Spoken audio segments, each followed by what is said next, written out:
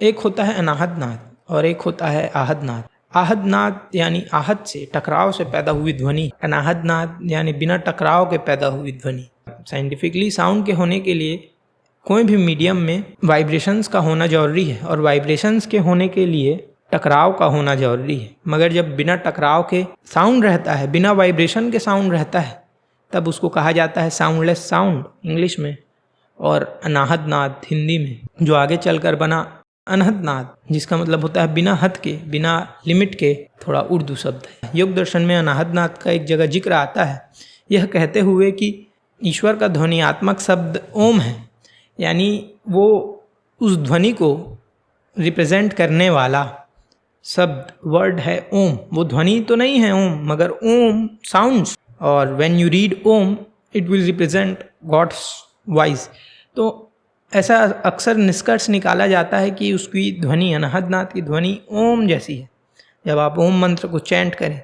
और ये ओम मंत्र बहुत से जगहों में है। मंदिर का घंटा भी जब बजता है तो ये उसी ओम के फ्रीक्वेंसी में बजता है, उसी को रेप्लिकेट करता हुआ। और फिर जब आपने इस साउंड को एक बार सुन लिया तो ये मत समझिएगा कि हो गया, ध्यान का काम हो गया, एनलाइटनमेंट मिल गया, ब्रह्म मिल गया, ईश्वर मिल गए, मगर दूर से।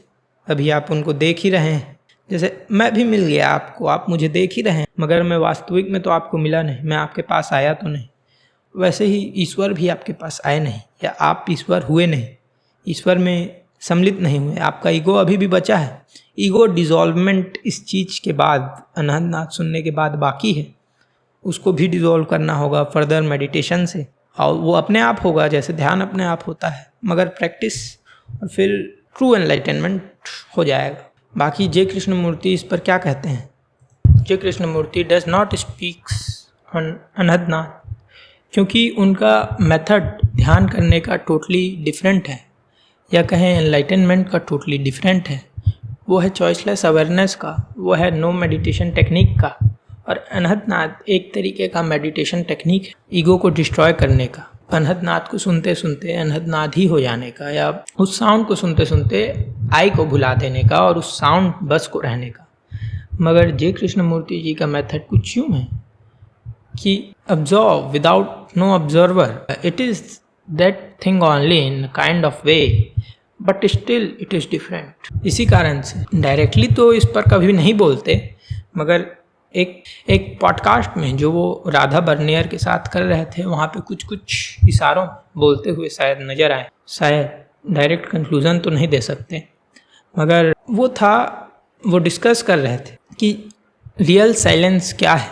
वो कहते हैं इसमें, अगर मैं आपको अपने भाषा में बताऊं, तो रियल साइलेंस माइंड को क्वाइट करने से या माइंड को क्वाइट इमेजिन करने से नहीं आएगी। वो उसका क्वाइटनेस इमेजिन करना भी नॉइजी होगा।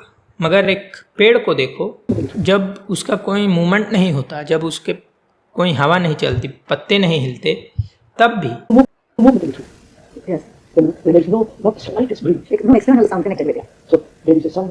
so there is a sound of its own. और वही साउंड साइलेंस है, द साउंड ऑफ साइलेंस, जो राधा बर्नियर कंक्लूजन देती है, डायरेक्टली इनडायरेक्टली। अब यहाँ पे साउंड होता है ऐसा नहीं कहा, जो साइलेंस है वही साउंड है ऐसा कहा, और वही अल्टीमेट साइलेंस है जो कुछ नहीं करने से आता है। सोल का ओन साइलेंस है।